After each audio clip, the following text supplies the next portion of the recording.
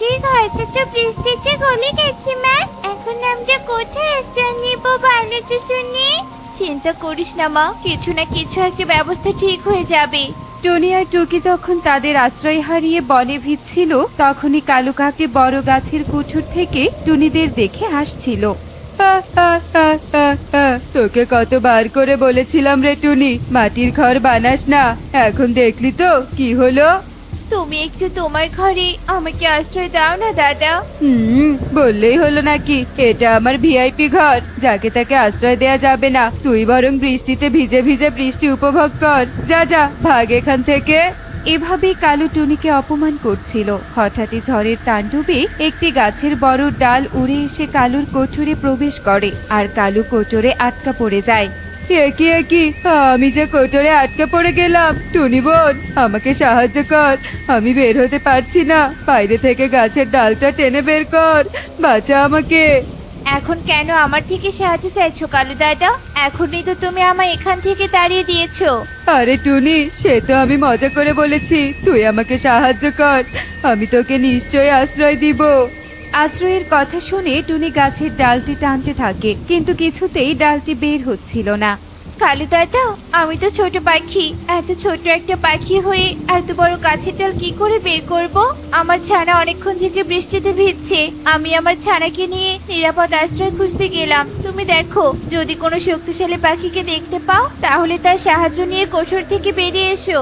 এই বলে টনি তার মেয়েকে নিয়ে একটা বড় পাথরের ছাউনির নিচে আশ্রয় নেয়। আর তখনই বৃষ্টিতে ভিজে এক ময়ূরী সেখানে আসে। এই যে টুনি পাখি, শোনো, এই আশ্রয়টা তোমার জন্য নিরাপদ না। আমি বলি কি, তুমি নিজের জন্য একটা বাড়ি বানিয়ে নাও। আমার কাছে অনেকগুলো জাদুর ময়ূর পাখা আছে, সেগুলো ঝড়ে পড়ে গিয়েছিল, আমি সযত্নে রেখেছিলাম। আমার জাদুর ময়ূর পাখা দিয়ে ঘর বানালে তোমার ঘর মজবুত হবে, আর তোমাদের যে কোনো বিপদ থেকে ময়ূর পাখার ঘর রক্ষা করবে।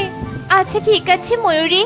কিছুক্ষণের মধ্যেই বৃষ্টি থেমে গেলে টুনি একটা ময়ূর পাখার ঘর তৈরি করে। দুপুর হতে হতে টুনিদের ঘর বানানোর কাজ শেষ হয়ে যায়। ময়ূর পাখার ঘরটা দেখতে বেশ সুন্দর লাগছিল। টুনিদের সুন্দর ঘরটি টুনিদের নিরাপত্তা দিবে নাকি বিপদ ডেকে আনবে, এখন সেটা দেখার পালা।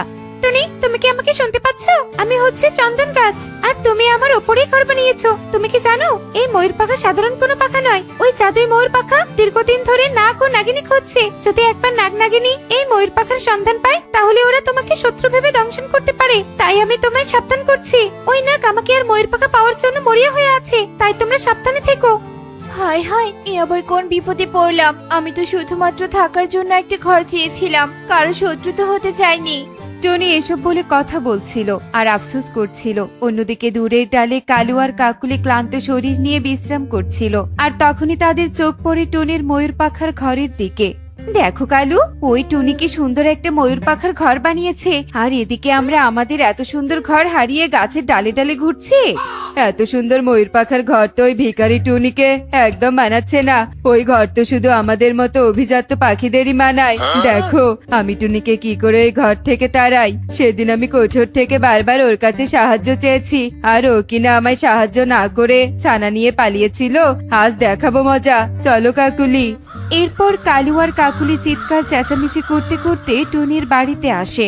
টুনি, তোর সাহস তো কম নয়, তুই আমাকে না বলে এখানে ময়ূর পাখার ঘর বানিয়েছিস। তুই জানিস এই বনটা আমার বাবা মারা যাওয়ার আগে এই বনটা আমার নামে লিখে দিয়েছিল। তাই এক্ষুনি তুই এই ঘর থেকে চলে যা, নইলে এর ফল কিন্তু ভালো হবে না, এই বলে দিলাম।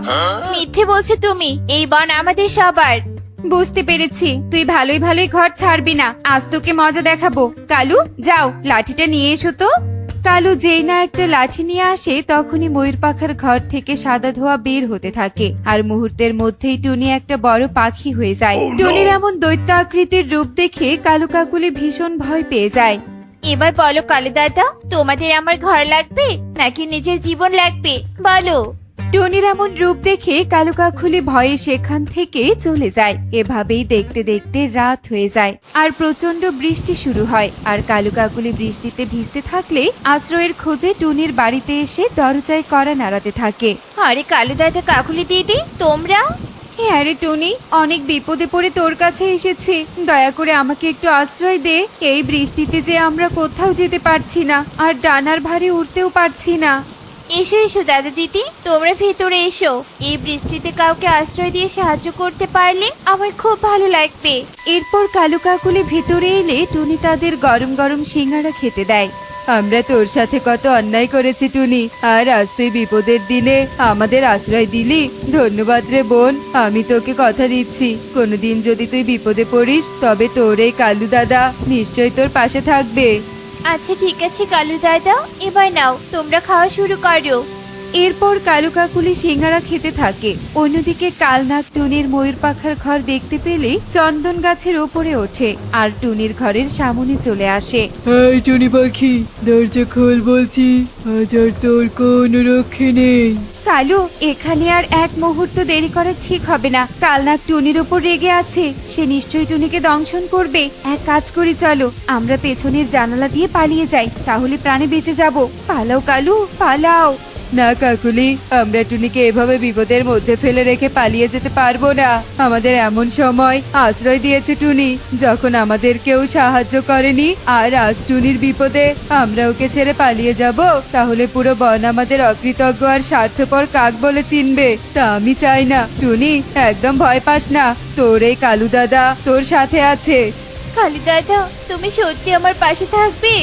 হ্যাঁ রে টুনি বোন। কাকুলি, তোমার ইচ্ছে হলে তুমি যেতে পারো, কিন্তু আমি টুনিকে রেখে যাব না। এরপর কালু আর টুনি মিলে বুদ্ধি আঁটতে থাকে কিভাবে ওই দুষ্ট নাগকে সাহায্য করা যায়। এরপর টুনি বাহিরে এসে জাদুই ময়ূর পাখার কাছে সাহায্য চাইলে ময়ূর পাখা থেকে তীব্র আলোক রশ্মি এসে কালনাগের চোখে লাগে।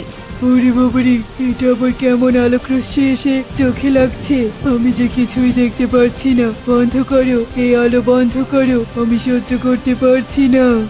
এভাবেই নাগ ছটফট করতে থাকে। আর অন্যদিকে কালু কাকুলি ঠোঁটে করে কিছু পোড়া মরিচ এনে নাগের মুখের উপর ছিটিয়ে দেয়, আর শুকনো মরিচের ঘ্রাণে নাগের মাথা ঘুরতে থাকে। সে আর এক মুহূর্ত দেরি না করে সেখান থেকে পালিয়ে নিজের গুহায় ফিরে আসে। গুহায় নাগের স্ত্রী নাগিনী তার জন্য অপেক্ষা করছিল।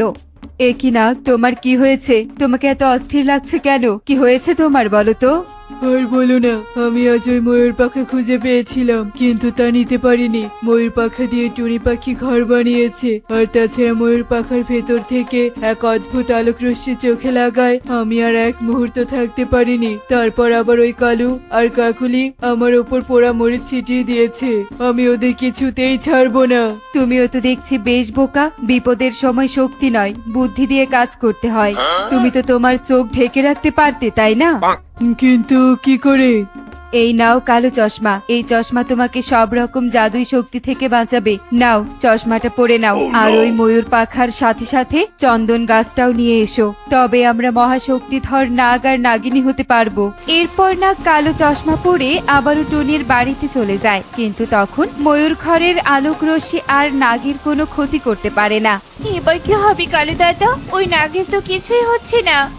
আরে, এটা কি সাপ নাকি কোনো হিরো? এভাবে কালো চশমা পরে আছে কেন? তোদের জাদুই আলোক রশ্মি আমার কোনো ক্ষতি করতে পারবে না। এবার আমি এই চন্দন গাছ নিয়ে যাব, তারপর ওই ময়ূর পাখা। এই বলে নাগটি চন্দন গাছটিতে ছোবল দিতে থাকে। অন্যদিকে কালু আর কোনো উপায় না পেয়ে বনের গভীরে গিয়ে ইগলিকে ডেকে নিয়ে আসে। আপনি আমাদের সাহায্য করুন রানীমা, ওই কালনাগ আমাদের দংশন করার জন্য ওত পেতে আছে। কি, আমি থাকতে আমার বনের পাখিদের উপর কি না কালনাগ হামলা করে? এত বড় সাহস ওর! চল তো দেখি। এই বলে কালু ইগলিকে নিয়ে চন্দন গাছের সামনে আসতেই নাগ ইগলিকে দেখে ভয় পায় আর দ্রুত সেখান থেকে পালিয়ে গর্তে লুকিয়ে পড়ে। লুকিয়ে কোনো লাভ নেই, আজ তোরা বের হলে আমার হাতে মরবি। এত বড় সাহস তোদের আমার বনের পাখিদের উপর নজর দিস? তোদের আর কোনো ভয় নেই। এবার তোরা নিশ্চিন্তে এই ঘরে থাকতে পারবি। ওই নাগ নাগিনী পালিয়েছে।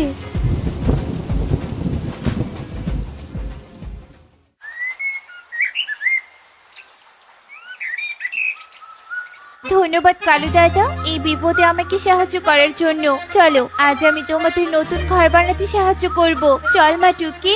এরপর কালু ও টুনির ঘরের পাশে একটা ঘর বানায় আর সুখে শান্তিতে থাকতে শুরু করে। তো বন্ধুরা, দেখলে তো কাউকে সাহায্য করলে নিজের বিপদেও কেমন সাহায্য পাওয়া যায়। তাই আমরা সদা অন্যের বিপদে সাহায্য করব। এমনই সব মজার মজার শিক্ষণীয় টুনি পাখির গল্প দেখতে আমাদের সাথেই থেকো। আর গল্পটি কেমন হয়েছে তা কমেন্টে জানাতে ভুলো না কিন্তু। Bye bye.